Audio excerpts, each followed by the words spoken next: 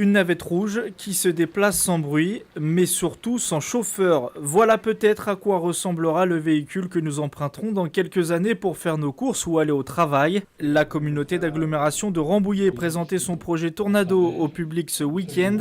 Un projet qui vise à développer les technologies des véhicules autonomes et portés par le constructeur automobile Renault. L'occasion aussi de se projeter dans quelques années et d'imaginer des navettes et voitures où le chauffeur est remplacé par des capteurs, GPS et caméras. En premier, on a besoin de voir qu'est-ce qu'il y a en face. Donc il y a les caméras de vidéo.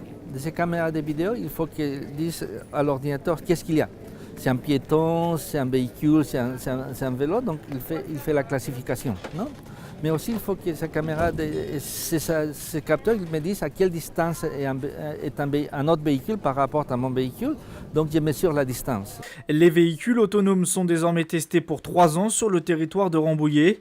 Et en plus de l'intérêt technologique évident d'un tel projet, l'utilité est aussi vitale pour les zones rurales. Et cette mobilité fait partie, j'allais dire, des deux enjeux de ce territoire qui émanent de la demande à la fois des citoyens et des élus, c'est-à-dire la mobilité en sens je vais d'un point à un autre, et un autre sujet qui effectivement ne concerne pas aujourd'hui, qui est aussi la fibre, puisque ces territoires ont besoin d'être connectés, et la problématique aujourd'hui, c'est qu'ils sont très peu, donc la mobilité est un point important.